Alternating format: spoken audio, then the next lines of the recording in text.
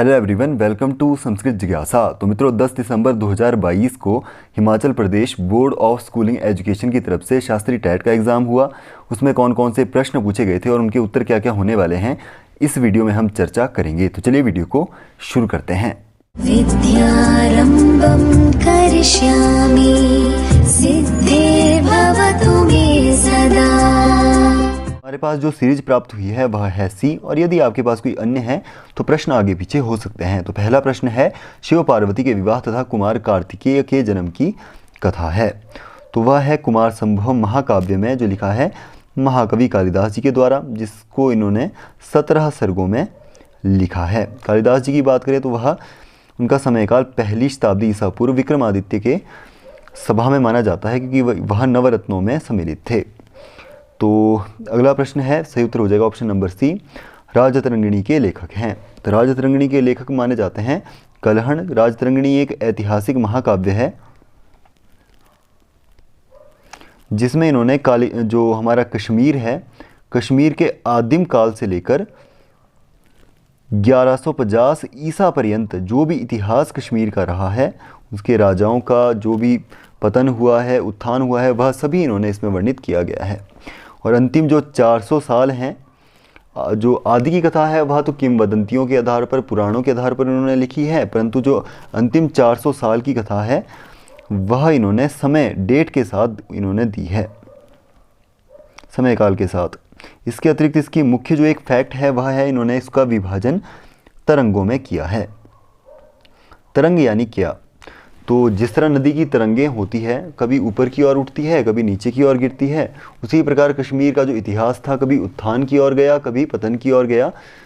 किस राजा के कारण वह उत्थान हुआ, पतन हुआ, वह सभी इन्होंने वर्णित किया है। इसीलिए इसका विभाजन भी तरंगों में किया है। 8 तरंगों में इसका विभाजन उन्होंने किया है। अगला प्रश्न है, सर्वप्रिय चारुतरम वसंते उक्ति है। तो यह ऋतु संहार की उक्ति है। तो पूरा जो यह पद्य है, द्रुमः स पुष्पाः सलिलं स पद्मं स्त्रियः स कामाः पवनः सुगन्धि सुखः प्रदोषा दिवसाश्च रम्याः सर्वं प्रिये चारुतरम वसंते। तो वसंत ऋतु का वर्णन के लिए यह जो पद्य है, यह कालिदास जी ने ऋतु संहार में लिखा है। ऋतु संहार की बात करें तो इसमें वसंत से लेकर प्रारंभ किया है इन्होंने, ग्रीष्म ऋतु से लेकर वसंत ऋतु का इन्होंने इसमें वर्णन किया है। और माना जाता है कि यह कालिदास जी की पहली कृति रही होगी। किस आधार पर माना जाता है?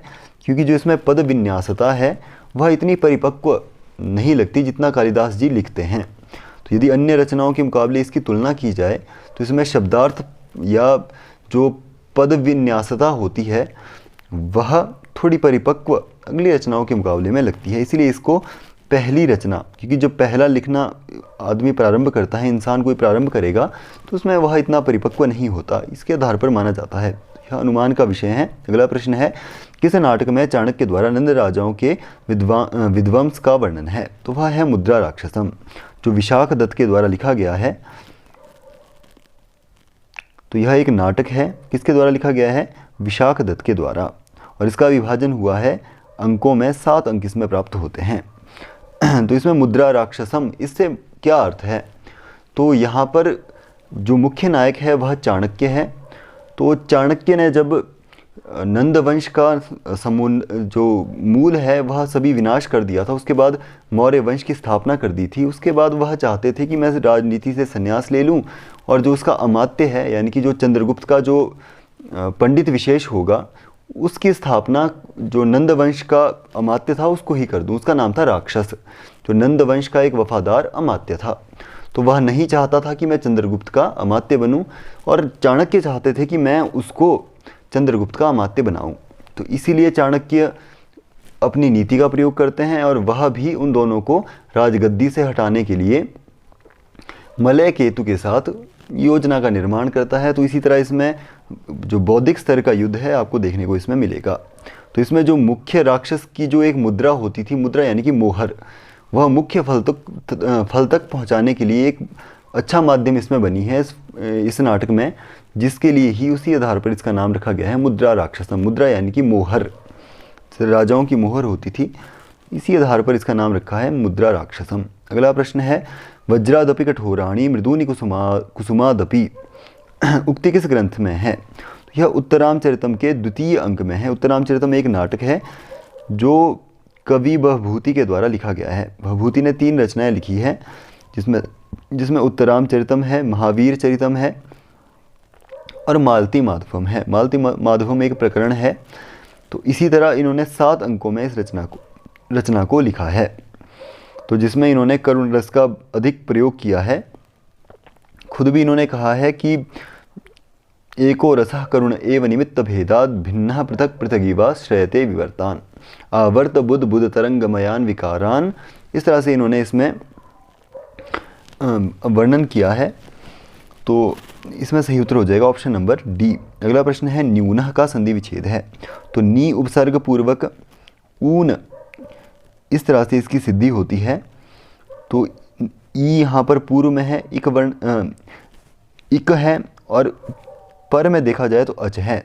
तो इको यणची से यहाँ पर यण प्राप्त होकर न्यूनः शब्द यहाँ पर बनेगा। अगला तो यहाँ पर डी सही उत्तर आपका हो जाएगा। अगला प्रश्न है मनोरथा में कौन सी संधि है। तो इसका विच्छेद हो जाएगा मनस रथः, मनसः रथ इव, इस विग्रह से यहाँ पर मनस जमा रथ। तो स सजूषु रू से स को यहाँ पर रू आदेश हो जाएगा और रू को हशीचा सूत्र से उकार हो जाएगा। तो यहाँ पर गुणकार्य होकर मनोरथ शब्द यहाँ पर बनेगा। तो यहाँ पर मुख्य रूप से विसर्ग संधि यहाँ पर हुई है। अगला प्रश्न है पाणिनि का समय काल माना जाता है। तो यह भी विवाद का विषय है, परंतु मुख्य रूप से जो हमारे साहित्यकार मानते हैं वह 450 ईसा पूर्व से लेकर 400 ईसा पूर्व के मध्य इनका समय काल रखा जाता है। तो यहाँ पर 450 हमारे ऑप्शन में है, तो ऑप्शन नंबर सी सही उत्तर इसका हो जाएगा। अगला प्रश्न है युष्मद शब्द षष्ठी विभक्ति एक वचन का रूप है। तो युष्मद शब्द एक सर्वनाम संज्ञक शब्द है। तो 35 सर्वनाम संज्ञक शब्द हमारे व्याकरण में है। सर्व विश्व उभ उभय इत्यादि जो 35 शब्द हैं उनमें से युष्मद भी एक है, अस्मद और युष्मद। तो इसके षष्ठी एक वचन में बनता है। तव और ते 2 रूप सिद्ध होते हैं। उसी तरह द्वितीया में बात करें, द्विवचन में बात करें तो युव यो हो वाम, यह भी यहाँ भी 2 रूप सिद्ध होंगे।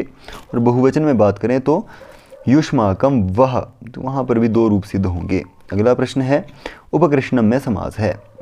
तो कृष्णस्य समीपम, तो अव्ययम विभक्ति समीप समृद्ध्यर्थी, तो समृद्ध्यर्थ भावत्यया संप्रति, इस तरह से यहाँ पर समीप के अर्थ में अव्ययी भाव समास होगा। तो प्रायेण पूर्व पद प्रधानम अव्ययी भावः, प्रधानः अव्ययी भावः। तो इसमें आपको ऑप्शन नंबर सी सही उत्तर इसका हो जाएगा। अगला प्रश्न है श तथा श का अभ्यंतर प्रयत्न है। तो अभ्यंतर प्रयत्नों की बात करें तो यदि भट्टोजी दीक्षित की वैयाकरण सिद्धांत कौमुदी की बात करें तो उसमें 4 हैं। कौन कौन से? स्पृष्ट, ईशस्पृष्ट, विवृत और संवृत। और यदि लघु सिद्धांत कौमुदी यानी कि उनके शिष्य वरदराज की बात करें तो लघु सिद्धांत कौमुदी में 5 हैं। कौन कौन से हैं? स्पृष्ट, ईशस्पृष्ट, विवृत, ईषद विवृत और संवृत। तो यह 5 मानते हैं। और विवृत के विषय में, ईषद विवृत के विषय में इन्होंने लिखा है ईषद विवृत ऊष्माणाम, ऊष्म वर्ण। कौन कौन से हैं? तो श श स ह ऊष्माणाः। तो श, श, स और ह ये ऊष्म वर्ण है। तो इनका जो है ईषद विवृत इनको कहा जाता है। तो ऑप्शन नंबर सी सही उत्तर इसका हो जाएगा। अगला प्रश्न है शिव पद में अच है। तो श में जो ई है और जो व में अ है, तो यहाँ पर 2 अच हैं। तो ऑप्शन नंबर ए सही उत्तर इसका हो जाएगा। अगला प्रश्न है कंठे काल में समास है। तो कंठे कालो यस्य सह कंठे कालः, तो यहाँ पर व्यधिकरण बहुब्रीहि समास यहाँ पर हुआ है। ऑप्शन नंबर डी सही उत्तर इसका हो जाएगा। अगला प्रश्न है चंद्रमुखी में प्रत्यय है। तो यहाँ पर 2 रूप सिद्ध होंगे क्योंकि यहाँ पर चंद्रमुखी और चंद्रमुखा विकल्पात्मक यह रूप है। तो यहाँ पर सूत्र विशेष लगेगा स्वांगाचोपसर्जनाद संयोगोपधात, यहाँ पर सूत्र लगेगा जो विकल्प से अंगीश प्रत्यय करता है। किससे करता है? विकल्प से। और जहाँ पर विकल्प का अभाव रहेगा, जहाँ पर अंगीश नहीं होगा, वहाँ पर अजाद्यश टाप से टा प्रत्यय हो जाएगा। इसलिए यहाँ पर चंद्रमुखा और चंद्रमुखी 2 रूप सिद्ध होंगे। अगला प्रश्न है यूप दारू में विभक्ति है। तो यूपाय दारू, इस विग्रह से यहाँ पर चतुर्थी तत्पुरुष समास होता है। अगला प्रश्न है भूतपूर्व में लौकिक विग्रह होगा तो पूर्वम भूतः, पूर्वभूतः, तो इस तरह भूतपूर्वः, तो यहाँ पर सह सुपा इस सूत्र से यहाँ पर समास होगा। सुबंध का सुबंध के साथ समास होता है, तो इस आधार पर यहाँ पर समास होगा। तो इसमें आपका ऑप्शन नंबर बी सही उत्तर इसका हो जाएगा। अगला प्रश्न है चक्री अत्र में संधि विच्छेद है, तो यहाँ पर संधि विच्छेद होगा चक्री अत्र। तो यहाँ पर पूर्व में इक वर्ण है और पर में अच वर्ण है, तो यहाँ पर इको यणची सूत्र विघटित हो सकता है, परंतु तो पाणिनि का जो शास्त्र है वह उत्सर्ग और उपवाद पर आधारित है, तो यहाँ पर अपवाद हो जाएगा किस सूत्र से, इको सवर्णे शाकल्य से ह्रस्वश्चा। तो यहाँ पर विकल्प से ई को ह्रस्व कर देगा और उसको प्रकृति भाव में कर देगा विकल्प से, इसलिए यहाँ पर दो रूप सिद्ध होते हैं। पहला है चक्री अत्र जो प्रकृति भाव में होगा, और दूसरा यहाँ पर चक्र्यत्र, चक्र्यत्र जहाँ पर इको यणची लगेगा, क्योंकि यह विकल्प से करता है। तो यहाँ पर ऑप्शन नंबर सी सही उत्तर इसका हो जाएगा। अगला प्रश्न है बाह्य प्रयत्न के प्रकार हैं, तो कितने हैं, एकादश हैं। बाह्य प्रयत्नास्त्वेकादशधा विवारः संवारः श्वासो नादो घोषो घोषो अल्प प्राणो महाप्राण उदात्तोनुदात्तः स्वरितश्चेति, तो यह एकादश बाह्य प्रयत्न है। दो प्रकार के प्रयत्न थे, कौन कौन से, आभ्यंतर प्रयत्न जो 4 या 5 है, और बाह्य प्रयत्न जो 11, दोनों ही यानी कि लघु सिद्धांत कौमुदी और वैयाकरण सिद्धांत कौमुदी दोनों में ही माने गए हैं। अगला प्रश्न है रामेण बाणेन हतो बाली, यहाँ कर्म पद है, तो यहाँ पर हन धातु से क्त प्रत्यय होकर कृदंत के योग में हतः बनता है, तो यहाँ पर हतः ही कर्मार्थ में प्रयुक्त है।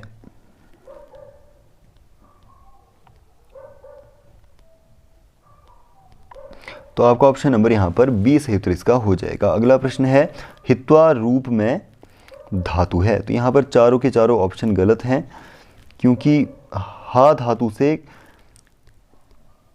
कृदंत के योग में त्वा प्रत्यय होकर बनता है हित्वा।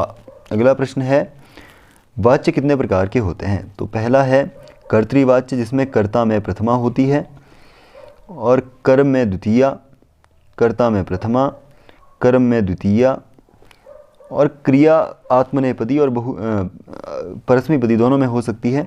कर्मवाच्य की बात करें, दूसरा है कर्मवाच्य जिसमें कर्ता तृतीया, क्योंकि कर्तृकर्णयोस् तृतीया, कर्ता और कर्ण में दोनों में तृतीया हो सकती है, तो जो कर्ता है उसमें तृतीया होगी, कर्म में प्रथमा। और क्रिया कैसी होगी, सार्वधातु के यक प्रत्यांत होगी और वह भी आत्मनेपदी में। उसी तरह भाववाच्य अगला है। भाववाच्य की बात करें तो इसमें भाव प्रधान होता है, इसमें कर्म प्रधान और इसमें कर्ता प्रधान। तो भाववाच्य में ये अकर्मक धातुएं इसमें होती है, लज्जा सत्ता इत्यादि, उस अर्थ में ही यह होगा।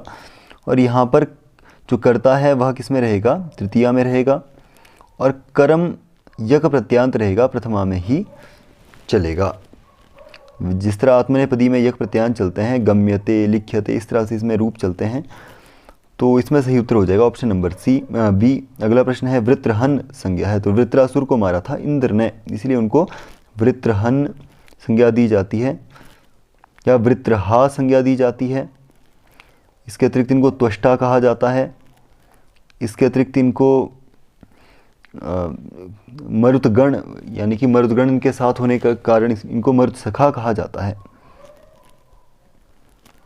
और हाथ में वज्र होने के कारण हस्त वज्र, हस्तभृत इत्यादि बहुत सारी संज्ञाएं इनको दी जाती है। अगला प्रश्न है यकार कितने प्रकार का होता है, तो यकार 2 प्रकार का होता है, अनुनासिका अनुनासिक भेदेन यवला द्विधा। तो यवल यानी कि यवल, यह तीनों अनुनासिक और अननुनासिक, इस भेद से यह 2 प्रकार के होते हैं। तो अनुनासिक कैसे होंगे, तो अनुनासिक होंगे य व ल, और अननुनासिक कैसे होंगे, यह अननुनासिक है, और अनुनासिक कैसे होंगे य व ला, इस तरह से अनुनासिक और नासिक भेद से या दो प्रकार के हो जाते हैं। अगला प्रश्न है गव्यूति में अवादेश होता है, अद्व परिमाणे च, तो मार्ग व्याप्त करने के अर्थ में गो शब्द के बाद यदि युति शब्द आए तो गो के जो ओ मात्र अंक को अवादेश कर देता है अद्व परिमाणे च, यह वार्तिक है। किस अर्थ में? मार्ग व्याप्त करने के अर्थ में, यानी कि गाय जब मार्ग को व्याप्त कर रही हो उस अर्थ में, तो यहाँ पर ओ को अवादेश इससे होगा। अगला प्रश्न है 14 सूत्र किसके हैं? तो 14 सूत्र यहाँ पर पाणिनि भी दिया गया है और माहेश्वर भी दिया गया है। तो यदि हम देखें तो जो पाणिनि है उन्होंने तपस्या करके महेश्वर यानी कि शिव से वह सूत्र प्राप्त किए थे, क्योंकि नृत्यावसाने नटराज राजो यह सभी हमने पढ़ा है, तो शिव के डमरू से ही वह 14 सूत्र निकले थे। तो उस आधार पर वह 14 सूत्र से ही व्याकरण की रचना हुई। तो माहेश्वर सूत्र यह माने जाएंगे 14 सूत्र, अ रील ऋक इत्यादि। अगला प्रश्न है गद्य पद्यात्मक काव्य कहलाता है या कौन सा है? तो गद्य पद्य मिश्रितम काव्यम चंपुरित्यभिधीयते। तो गद्य और पद्य दोनों का जो मिश्रात्मक काव्य होता है उसे चंपू कहा जाता है, जैसे कि त्रिविक्रम भट्ट का नल चंपू है इत्यादि, बहुत सारे चंपू प्रसिद्ध हैं। अगला प्रश्न है काव्यालंकार किसकी रचना है? तो काव्यालंकार यहाँ पर रुद्र की रचना है, और यदि काव्यालंकार सूत्र वृत्ति की बात करें तो वृत्ति वामन ने लिखी है, और उसी तरह उद्भट ने सार संग्रह यानी कि काव्यालंकार सार संग्रह करके रचना उद्भट ने लिखी है। तो अगला प्रश्न है शिशुपाल वध का महाकाव्य में कितने सर्ग हैं? तो शिशुपाल वधम जो है बृहत्त्रयी में द्वितीय स्थान पर आती है। 3 रचनाएं हैं, किरातार्जुनीय प्रथम स्थान पर आती है, द्वितीय स्थान पर शिशुपाल वधम आती है, और तीसरी नैषधीय चरितम तीसरे स्थान पर आती है। तो शिशुपाल वध के करता है माघ, जिसमें इन्होंने श्री कृष्ण के द्वारा शिशुपाल के वध की कथा इसमें दर्शाई गई है। इसमें मुख्य रूप से रविवर्तक पर्वत का वर्णन इसमें बहुत ज़्यादा मुख्य है। यह पूछा जाता है कि जो शिशुपाल वध है उसमें किस पर्वत का वर्णन मिलता है? तो रविवर्तक पर्वत का इसमें वर्णन मिलता है। तो इसमें सर्गों की संख्या है 20 सर्गों में इसको माघ ने विभक्त किया है। अगला प्रश्न है रामायणे अंगिरसः कः? तो अंगरस और अंगिरस 2 प्रकार से होते हैं। तो अंगिरस वह होता है जो मुख्य प्रधान रस को अंगिरस कहा जाता है, और उसके अंदर जो रस चलेंगे उनको अंगरस कहा जाता है। जैसे कि उदाहरण के तौर पर रामायण की बात करें तो इसका मुख्य रस कौन सा है? करुण। और उसी तरह इसमें जो वीर इत्यादि अन्योन्य रस आएंगे, वीर, हास्य, रौद्र, विभत्स इत्यादि, वह कैसे हैं? अंगरस कहे जाएंगे। तो ऑप्शन नंबर डी सही उत्तर इसका हो जाएगा। अगला प्रश्न है कस्य कथा रामायणाश्रिता नास्ति? तो नास्ति नहीं है रामायण के आश्रित। तो यहाँ पर यह पूछा गया है। तो जितने भी हमारे मुख्य तौर पर काव्य होते हैं उनके 2 उपजीव्य ग्रंथ मुख्य तौर पर रहते ही रहते हैं, चाहे वह प्रत्यक्ष हो या अप्रत्यक्ष हो। इसीलिए व्यास ने कहा भी है इदम कविवरैः सर्वैः आख्यानमुपजीव्यते उदय प्रेप्सुभिर्भृत्यैः इति जात कवि अविजात इवीश्वरः। इस तरह से वेद व्यास ने वहाँ पर कहा भी है कि प्रत्यक्ष या अप्रत्यक्ष रूप से रामायण और दूसरा जो हमारा महाभारत है उनका संबंध रहता ही रहता है हमारे सभी काव्यों से। यहाँ पर प्रत्यक्ष रूप से बात करें तो महावीर चरितम यह भवभूति की रचना है, जिसमें राम के जन्म से लेकर उनके राज्याभिषेक तक की कथा इन्होंने वर्णित इसमें भवभूति ने की है। अभिषेक नाटकम की बात करें तो यह भासकृत है, और भास ने इसमें 3 अभिषेक यानी कि राज्याभिषेक दर्शाए हैं। पहले सुग्रीव का, दूसरा लंका में विभीषण का, और तीसरा जो राम है उनका अयोध्या में। तो इस तरह से यह भी राम कथा पर आश्रित है। उसी तरह उत्तरामचरितम भी, इसमें भी जो हमारा उत्तरकांड है रामायण का वह इसमें वर्णित किया गया है कि जो राम का अभिषेक के बाद का वर्णन है, सीता का परित्याग, लोकापवाद श्रवण, उसके बाद राम का वह करुण पुटपाक प्रतीकाशो रामस्य करुणो रसः। तो राम का करुण रस यहाँ पर दर्शाया गया है। राम, यह भी राम कथा पर आश्रित है। परंतु मृच्छकटिकम शूद्रक की कृति है, यह मुख्य रूप से प्रकरण माना जाता है। दशरूपकों में यह एक प्रकरण है।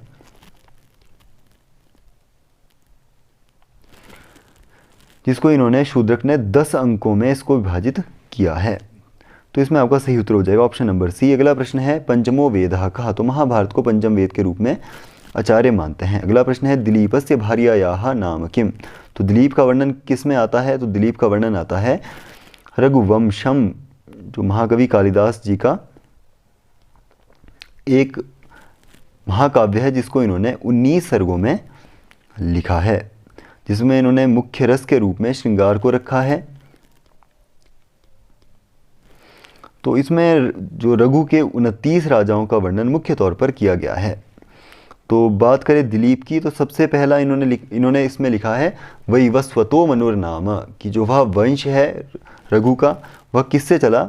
सबसे पहले मनु, सूर्य का जो वह वंश था वह सूर्य प्रवर्तक हैं। सूर्य के बाद मनु हुए, वैवस्वत नाम के मनु, उसके बाद राजा दिलीप हुए। और दिलीप की गौ सेवा का वर्णन इसमें आपने सुना होगा। तो उनकी भार्या का नाम था सुदक्षिणा। ऑप्शन नंबर सी सही उत्तर इसका हो जाएगा। अगला प्रश्न है वेदांगानि कति। तो षड वेदांगानि, वेद के 6 अंग हैं। कौन कौन से हैं? शिक्षा, जो वेद रूपी शिक्षा ग्रहण नाक कहा गया है। दूसरा है व्याकरण, जो मुख कहा गया है। और छंद, जो वेद रूपी पुरुष का पैर कहे गए हैं। निरुक्तम श्रोत्र, वह निरुक्त श्रोत्र कहे गए हैं। ज्योतिष, आंखें वेद रूपी पुरुष की कही गई है। और इस तरह हस्तौ कल्पोथ पठ्यते, और जो उनके हाथ हैं वह कल्पों को माना गया है। तो इस तरह से वेद रूपी के पुरुष के जो यह 6 अंग हैं। अगला प्रश्न है मृच्छकटिकम में कितने अंग हैं? तो इस पर चर्चा हो चुकी है। अगला प्रश्न है गवेंद्र का संधि विच्छेद होगा, तो गो इंद्र, गवेंद्र। अगला प्रश्न है सूर्या में कौन सा प्रत्यय हुआ है? तो यहाँ पर अजाद्यश टाप से टाप प्रत्यय हो जाएगा। अगला प्रश्न है पितरौ अत्र लौकिक विग्रह कहा। तो यहाँ पर जो है समास हुआ है एक शेष, इतरेतर योग द्वंद्व समास, द्वंद्व नहीं, यहाँ पर एक शेष यहाँ पर हुआ है। माता च पिता च पितरौ। तो यहाँ पर आपका ऑप्शन नंबर सी सही उत्तर इसका हो जाएगा। अगला प्रश्न है व्याकरण के अनुसार वृत्तियां होती है। तो कृत तद्धित समास एक शेष सनादि वृत्त, यह 5 वृत्ति है। कौन कौन सी? कृत, तद्धित, समास, एक शेष, सनादि, पंचवृत्तयः। तो यह 5 प्रकार की वृत्तियां हमारे व्याकरण शास्त्र की होती है। अगला प्रश्न है परितः योगे विभक्ति भवति। तो कारक प्रकरण में उपानवध्यांगवत् सूत्र के अंतर्गत एक वार्तिक आता है अभितः परितः समया निक्षा प्रतियोगेपि। तो वार्तिककार ने यहाँ पर वार्तिक दिया है कि अभितः परितः समया निक्षा, इन योग में भी द्वितीया विभक्ति होगी। जैसे कि देवालयम परितः, देवालय के चारों ओर। अगला प्रश्न है पतंजलि में संधि होगी या संधि होती है। तो पतंजलि की बात करें तो इसका विग्रह यदि हम इस पर चलें तो पतन अंजलि यस्मिन नमस्कार्यत्वात्, इस अर्थ में यहाँ पर विग्रह होगा। तो यहाँ पर पतत अंजलि।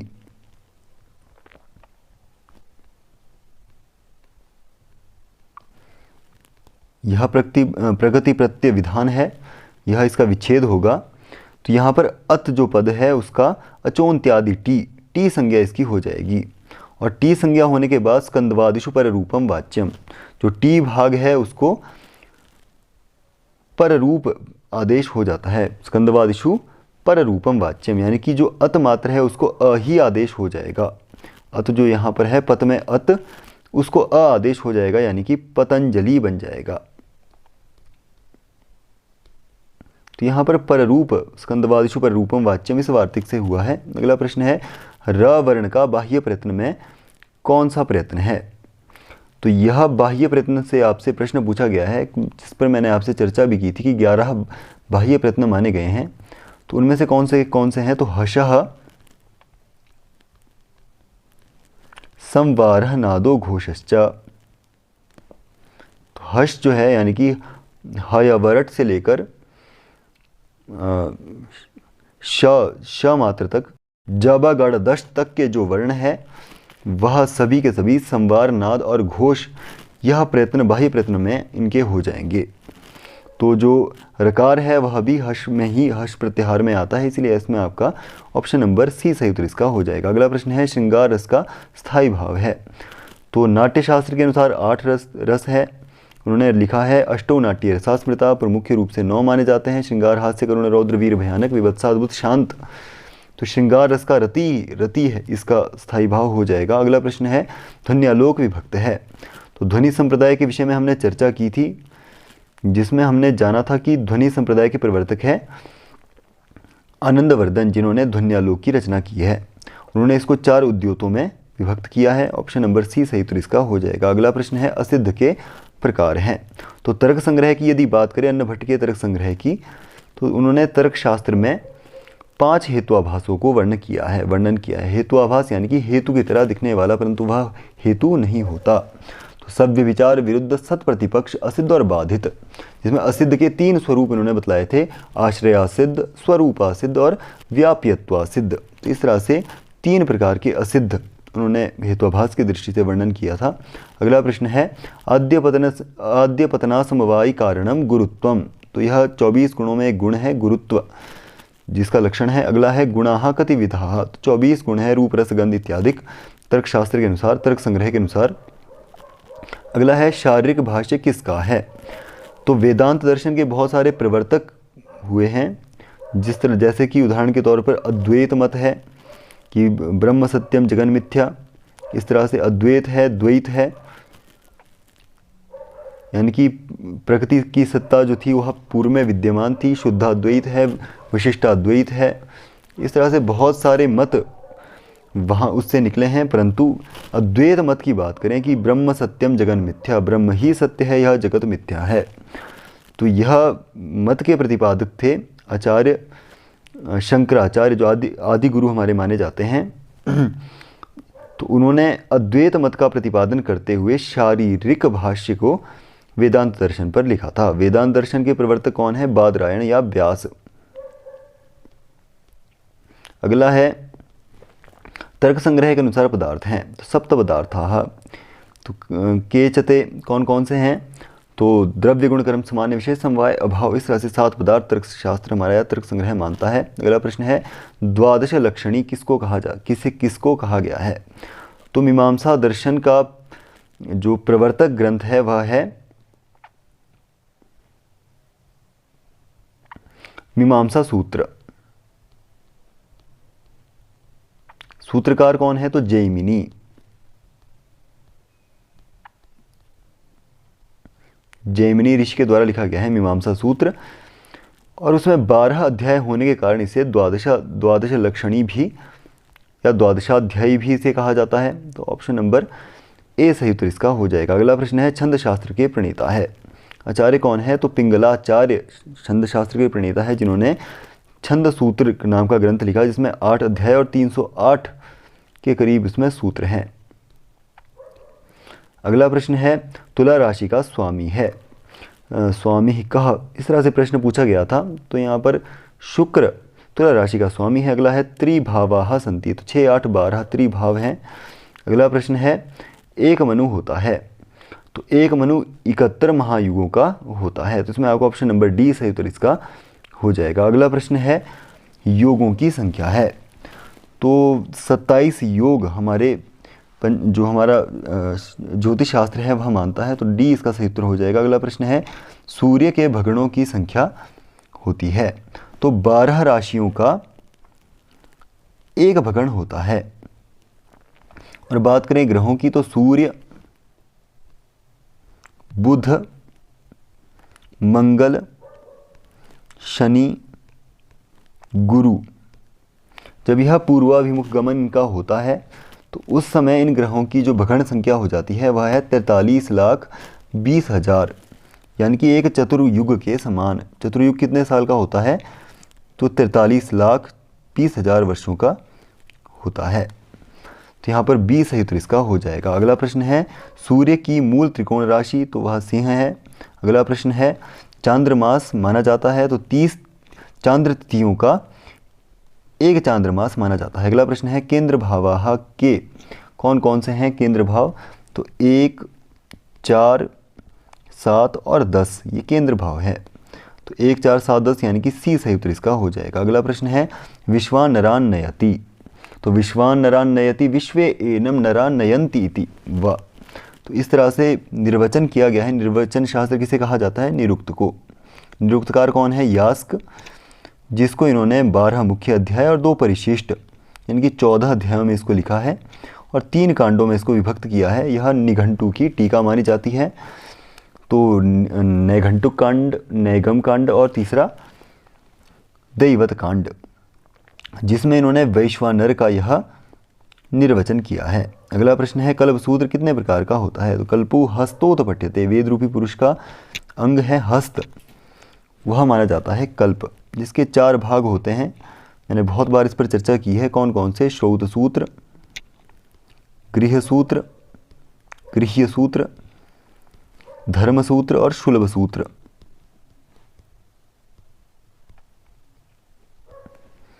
अगला प्रश्न है ऋग्वेद में कितने मंडल है? तो ऋग्वेद के मंडल क्रम 2 भागों में विभक्त हुआ है, अष्टक और मंडल। तो मंडल क्रम की बात करें तो 10 मंडल, 85 अनुवाक, 1028 सूक्त, जिसमें अगर बात करें खिल सूक्त को छोड़ दिया जाए तो 1017 हो जाएंगे। खिल यानी कि जो बाद में जोड़े गए, और 10,580 के करीब इसमें मंत्र हैं। मंत्र यानी कि ऋचा। अगला है संहिताओं में है, तो संहिता किसे कहा जाता है? परः सन्निकर्षः संहिता, यानी कि वर्णानाम अतिशय समीपता, वर्णों की जहाँ पर अतिशय समीपता रहे। तो वैदिक मंत्रों का संग्रह ही क्या कहलाता है? संहिता। अगला प्रश्न है शुक्ल यजुर्वेद का ब्राह्मण ग्रंथ कौन सा है? तो शतपथ ब्राह्मण। अगला प्रश्न है ऋग्वेद के में सूक्तों की संख्या 1028। अगला प्रश्न है अथर्ववेद में कांड है, तो अथर्ववेद को 20 कांडों में और इसके अतिरिक्त 731 सूक्तों में, और इसमें मंत्रों की संख्या है 5,987 मंत्र इसमें संकलित हैं। ऑप्शन नंबर 20 है तो इसका हो जाएगा। अगला है पूर्व पदार्थ प्रधान समास है, तो प्रायेण पूर्व पदार्थ प्रधानो अव्ययी भावः। तो अव्ययी भाव को पूर्व पदार्थ प्रधान माना जाता है, यानी कि पूर्व में जहाँ पर अन्वय हो, अन्वय यानी कि संबंध, पूर्व में जिसका संबंध हो वह क्या है? पूर्व पदार्थ प्रधान। अगला प्रश्न है अष्टाध्यायी का प्रथम सूत्र है, तो अष्टाध्यायी पाणिनि का, हमारे भगवान पाणिनि जी का ग्रंथ है। पाणिनि जी के समय पर मैंने पहले चर्चा की थी कि 450 से लेकर 400 ईसा के मध्य, और अष्टाध्यायी को इन्होंने 8 अध्याय, प्रत्येक अध्याय में 4 पाद हैं, यानी कि 64 पाद और 4000 के करीब सूत्रों में इसको लिखा गया है। पहला सूत्र है वृद्धिरादैच। अगला प्रश्न है गुण संज्ञक वर्ण होते हैं, तो अदेंग गुण, अ, अत, एंग, एंग प्रत्याहार में आने वाले वर्ण यानी कि ए ओ। ऑप्शन नंबर ए सही उत्तर इसका हो जाएगा। अगला प्रश्न है ब्रह्मर्षि शब्द में संधि है, तो ऋत्यकः। ऋत्यकः भी यहाँ पर सूत्र लगता है, परंतु यहाँ पर गुण आद्गुणः सूत्र से हुआ है और रपरत्व होकर यहाँ पर ब्रह्मर्षि बनता है। अगला प्रश्न है संप्रदान में के अर्थ में विभक्ति होती है, तो संप्रदाने चतुर्थी। अगला प्रश्न है भू धातु लंग लकार मध्यम पुरुष एक वचन का रूप है, तो इसमें हो जाएगा अभवः, अभवतम, अभवत। अगला प्रश्न है कति उपसर्गाः सन्ति, तो 22 प्र, परा, अपसम इत्यादि। अगला प्रश्न है मध्य सिद्धांत कौमुदी के रचयिता हैं, तो वरदराज कृत। वरदराज कौन है? तो भट्टोजी दीक्षित के शिष्य हैं। नृ शब्द द्वितीय विभक्ति का रूप है, तो वहाँ पर रूप बनता है द्वितीय विभक्ति में नरम, नरौ, नृन। ऑप्शन नंबर सी सही उत्तर इसका हो जाएगा। अगला प्रश्न है अधस शब्द स्त्रीलिंग द्वितीय विभक्ति बहुवचन के रूप का चयन कीजिए, तो यह स्त्रीलिंग की बात की है, यानी कि यह पुल्लिंग में भी चलता है और नपुंसकलिंग में भी यह प्रयुक्त होता है अधस शब्द। तो यह चलेगा यहाँ पर अमूम, अमू, अमूहू। तो यहाँ पर बहुवचन यहाँ पर पूछा गया है, तो दिया में बहुवचन में बनेगा अमूहू। अगला है शुद्ध शब्द है, तो गोपालः कर्णेन बधिरः अस्ति। ये नांग विकारः सूत्र का यहाँ पर विधान किया गया है। अंग विकार के अर्थ में जो अंग विकार प्रदर्शित करवाता हो। कौन करवा रहा है? तो कर्णेन, कर्ण से वह बधिर है, तो चिन्ह क्या है? कर्णेन। उसी तरह पादेन खंजः, तो इस तरह से यहाँ पर ऑप्शन नंबर ए सही उत्तर इसका हो जाएगा। अगला प्रश्न है 10 करोड़ के लिए प्रयुक्त शब्द तो अर्बुदम। अगला प्रश्न है किरातार्जुनीयम ग्रंथ में सर्गों की संख्या किसका ग्रंथ है? तो भारवी का। जो हमारे बृहत्रयी में किरातार्जुनीयम पहला स्थान पाता है, तो 18 इसमें सर्गों की संख्या है। अगला प्रश्न है सर्वेश्वर उपाधि तो बाणभट्ट को दी जाती है, जिसे हम पंचबाणस्तु बाणः, पंचबाण भी यानी कि कामदेव की भी इनको संज्ञा दी जाती है। 5 रचनाएं इन्होंने लिखी है, जिसमें से 2 नाटक है, पार्वती परिणय और मुकुट ताड़ितम। एक कथा है कादंबरी, पहली रचना है इनकी हर्षचरितम जो आख्यायिका है, और अंतिम इन्होंने एक चंडी शतकम करके शतक काव्य लिखा था। अगला प्रश्न है मेघदूत काव्य में छंद है। मेघदूत महाकवि कालिदास जी का एक गीति काव्य है। ऑप्शन नंबर इसमें जो मूल रूप से छंद प्रयुक्त हुआ है वह मंदाक्रांता है। अगला प्रश्न है आदि कवि के नाम से जाने जाते हैं, तो वह काव्य के नाम से जाने जाता है रामायण, जिसको वाल्मीकि जी ने लिखा था, जिन्हें आदि कवि की संज्ञा दी जाती है। इसमें 7 कांड हैं और 24,000 के करीब इसमें पद्य हैं। अगला प्रश्न है पंचतंत्र के लेखक हैं, तो पंचतंत्र के लेखक हैं विष्णु शर्मा। तो इसमें पंचानाम तंत्राणाम समाहारः, तो पंचतंत्रम, तो यहाँ पर समाहार समास हुआ है, यहाँ पर समाहार द्वंद्व समास। कौन कौन से 5 तंत्र हैं? तो मित्र भेद, यह पूछा जा सकता है, इसलिए मैं यहाँ पर व्याख्याकृत कर रहा हूँ। मित्र भेद, मित्र लाभ, काकुलुकीयम, काकोलुकीयम, काकोलुकीयम है। अगला है लब्ध प्रणाश, और अंतिम आता है अपरीक्षित कारक।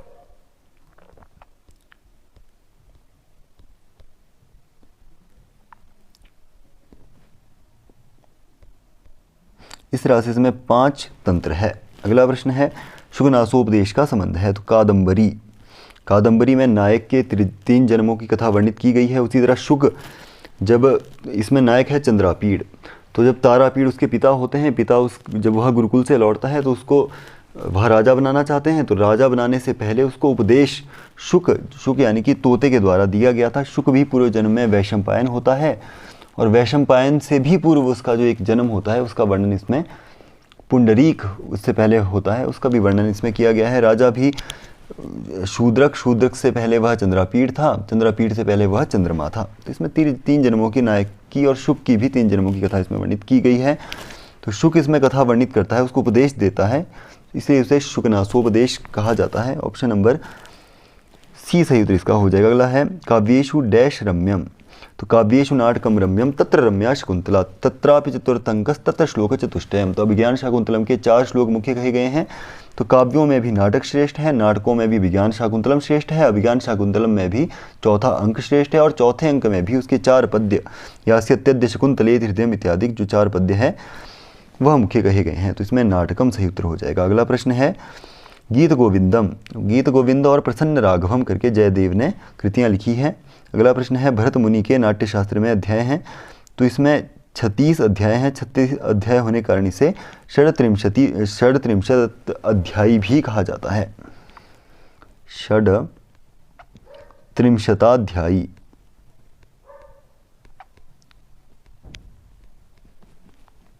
किसको कहा गया है? नाट्यशास्त्र को। अगला प्रश्न है श्रृंगार शतकम के प्रणेता, तो भरत मुनि ने 3 शतक काव्य लिखे हैं, नीति, वैराग्य और तीसरा है श्रृंगार। इसके अतिरिक्त इन्होंने व्याकरण पर वाक्यपदीयम की रचना की है। व्याकरण और दर्शन से संबंधित दोनों का यह मिश्र ग्रंथ है। ऑप्शन नंबर बी संयुक्त इसका हो जाएगा। अगला प्रश्न है रामायण का मुख्य रस है, तो रामायण का मुख्य रस है करुण रस। अगला प्रश्न है वेद शब्द का अर्थ, तो 4 अर्थों में विद धातु होती है, परंतु मूल रूप से वेद से ज्ञान का ही ग्रहण किया जाता है। अगला प्रश्न है ऋग्वेद का प्रथम सूक्त, तो वह है अग्नि सूक्त। अग्नि सूक्त के ऋषि कौन है, तो वह विश्वामित्र है। कौन सा छंद इसमें प्रयुक्त हुआ है, तो इसमें गायत्री छंद प्रयुक्त हुआ है। कितनी ऋचाएं हैं, तो इसमें 9 ऋचाएं हैं और इसमें अग्नि देवता की स्तुति की गई है, इसलिए इसमें देवता कौन है, अग्नि। अगला प्रश्न है अहम ब्रह्मास्मि, यह महावाक्य प्राप्त होता है, तो यह होता है बृहदारण्यकोपनिषद। तो शतपथ ब्राह्मण के अंतिम 6 अध्याय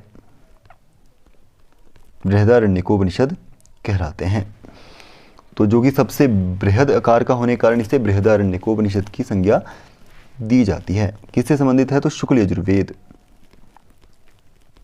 अगला है किस ग्रह का कोई शत्रु नहीं है, तो वह चंद्र है। अगला प्रश्न है त्रिक भाव 6, 8, 12। अगला है उढ़ू शब्द का अर्थ है। उढ़ू शब्द बहुत नक्षत्र के संबंध में बहुत सारे शब्द हैं, जैसे कि तारा है या धिषणिया है या रितम भरा भी शायद कहा जाता हो, या रिता करके एक शब्द है। इस तरह से नक्षत्र के लिए बहुत सारे शब्द प्रयोग में आते हैं। अगला प्रश्न है शनि ग्रह की पूर्ण दृष्टि है, तो 3 और 10वें स्थान को अपने स्थान से 3 और 10 को मूल रूप से शनि देखता है, परंतु सप्तम जो है वह संपूर्ण दृष्टि, यहाँ पर पूर्ण दृष्टि पूछा है, तो 3, 7, 10 इसका सही उत्तर हो जाएगा। अगला प्रश्न है अभिजीत सहित नक्षत्रों की संख्या, तो 28 हो जाएगी। अगला प्रश्न है एक राशि में कितनी कलाएं होती हैं, तो यह मोस्ट इंपॉर्टेंट प्रश्न है। तो यदि हम बात करें कलाओं की, तो एक अंश में यहाँ पर पूछा गया एक राशि में कितनी कलाएं होती है, तो जो एक राशि होती है वह 30 कलाओं की होती है, 30 अंशों की होती है। और यदि बात करें एक अंश में कितनी कलाएं होती है, तो वह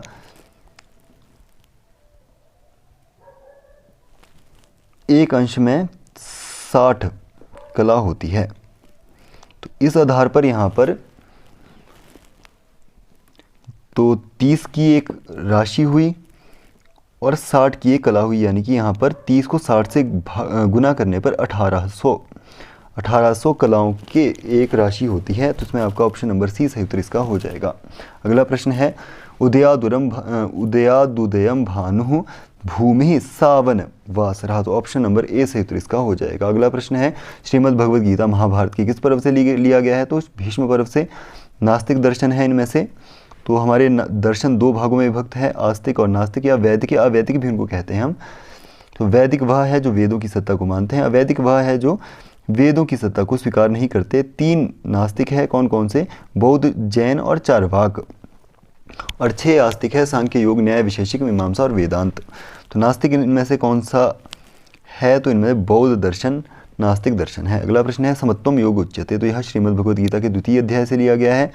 अगला है सत्यमेव जयते नानृतम, तो यह मुंडकोपनिषद से लिया गया है। मुंडकोपनिषद अथर्ववेद से संबंधित एक उपनिषद ग्रंथ है। और सत्यमेव जयते हमारे भारतीय संसद का ध्येय वाक्य भी है प्रशासन का। अगला प्रश्न है मनुस्मृति के अनुसार आश्रम कितने हैं, तो 4 हैं, ब्रह्मचर्य, गृहस्थ, वानप्रस्थ और संन्यास। अगला है यह धर्म का लक्षण है, तो राग, द्वेष और निंदा कभी भी धर्म का लक्षण नहीं हो सकते, सदाचार ही यहाँ पर धर्म का लक्षण है। अगला प्रश्न है सहसा विदधीत न क्रियाम, हमें कोई भी कार्य सहसा एकदम से नहीं करना चाहिए, पहले उस पर विचार करना चाहिए। अविवेकाम परमाम पदम, विवेकाम परमाम पदम, इस तरह से यह किरातार्जुनीयम से लिया गया सूक्ति भाग है। अगला है आत्मा का लक्षण है, तो ज्ञानाधिकरणम आत्मा, तो यह तर्क संग्रह के अनुसार आत्मा का लक्षण है। आत्मा क्या है, तो 9 द्रव्यों में एक द्रव्य है आत्मा। द्रव्य पृथ्वी, जलवायु, तेज, आकाश, काल, दिशा, आत्मा, मन। अगला प्रश्न है बृहत्त्रयी में किस महाकाव्य की गणना होती है, तो बृहत्त्रयी में शिशुपाल वधम 2वें स्थान पर आती है, पहले स्थान पर किरातार्जुनीयम और 2वें स्थान पर शिशुपाल वधम, और तीसरा जो श्रीहर्ष का है नैषधीय चरितम। कुमार संभवम, रघुवंश और मेघदूत, यह जो तीनों है यह लघुत्रयी कहलाती है। अगला है सुश्रुत संहिता का संबंध है, तो हमारे आयुर्वेद के 3 मुख्य आचार्य कहे गए हैं, सुश्रुते सुश्रुतो नैव, वाग्भट्टे नैव वाग्भटः, चरके चतुरो नैव, सह वैद्यः किम करिष्यति। जिसने सुश्रुत को ना सुना हो, वाग्भट की तरह उसकी वाणी ना हो, या चरक की तरह चतुर ना हो, वह वैद्य या डॉक्टर क्या ही कर लेगा। तो इन तीनों से परिचय होना जरूरी है आयुर्वेद के अनुसार। सुश्रुत संहिता आयुर्वेद से संबंधित ग्रंथ है। अगला प्रश्न है, मैक्स मूलर मूल रूप से किस देश का निवासी था। तो जर्मन का यह निवासी है। जर्मन में डैशो नामक स्थान से इनका निवास स्थान माना जाता है। अगला है, उदात अनुदात और स्वरित स्वर भेद का महत्व है। तो यह वेदों में इसका ज़्यादा महत्व माना जाता है। अगला प्रश्न है, अग्निमीडे पुरोहितम यज्ञस्य देव मृत्युजम होतारम रत्न धातुवम। तो ऋग्वेद के पहले मंडल का पहला सूक्त यानी कि अग्नि सूक्त से संबंधित उसका पहला यहाँ पर मंत्र दिया गया है। अगला है, किस वेद को ब्रह्मवेद कहा जाता है। तो अथर्ववेद को ब्रह्मवेद इत्यादि बहुत सारी संज्ञाएं, अथर्वांगिरस वेद कहा जाता है। बहुत सारा उसके नाम प्रसिद्ध हैं। अगला प्रश्न है, लग्ध किस शास्त्र के करता है। तो वेदांग ज्योतिष के। अगला है, देवताओं का पुरोहित माना जाता है। तो बृहस्पति को। अगला प्रश्न है, कृष्ण द्वैपायन किसका दूसरा नाम है। तो वेद व्यास जो है कृष्ण द्वैपायन, कृष्ण द्वीपे जाता यह सह। कृष्ण द्वीप यानी कि यमुना के तट पर जिसका जन्म हुआ हो। कौन था, वेद व्यास। वेद व्यास भी उसका अनवर्थ नाम है, यानी कि अर्थ के अनुसार नाम रखा गया है। उन्होंने वेदों का व्यास किया था, उनको विभाजित किया था, इसलिए उन्हें वेद व्यास कहा जाता है। इसी तरह उनको बादरायण संज्ञा दी जाती है। तो ऑप्शन नंबर 20 सही उत्तर इसका हो जाएगा। अगला प्रश्न है, पुराणों में मुख्यतः किस छंद का प्रयोग हुआ है। तो अनुष्टुप छंद का मूल रूप से प्रायशः इसका प्रयोग होता है। अगला प्रश्न है, आचारः परमो धर्मः। तो यह लिया गया है मनुस्मृति से। अगला है, तर्क संग्रह के अनुसार द्रव्य, मैं बात कर चुका हूँ, 9 द्रव्य हैं। अगला प्रश्न है, निम्नलिखित में कौन सा आस्तिक दर्शन है। तो चार्वाक, बौद्ध और जैन यह तीनों के तीनों नास्तिक दर्शन है, परंतु वेदांत आस्तिक शिरोमणि और जो चार्वाक है वह नास्तिक शिरोमणि माना जाता है। अगला है, मदे का पुत्रा जननी जरातुरा, यह उक्ति है। तो यह नैषधीय चरितम जो हर्षचरितम श्री हर्ष का ग्रंथ है, महाकाव्य है, जिसमें सर्गों की संख्या है 22 और उसमें नल और दमयंती की प्रेम कथा वर्णित की गई है। नलोपाख्यान महाभारत के आदि पर्व से यह संकलित किया गया है। तो यहाँ पर जो यह सूक्ति है, यह जो हंस है वह नल से कह रहा होता है। ऑप्शन नंबर डी सही उत्तर इसका हो जाएगा। तो यदि बात करें इस पूरे पेपर की कैसा आया था, तो यह बहुत ही सामान्य एक एग्ज़ाम था, जिसमें प्रश्न मूल रूप से व्याकरण से भी बहुत अंदर से नहीं पूछे गए थे, सामान्य से प्रश्न इसमें पूछे गए थे।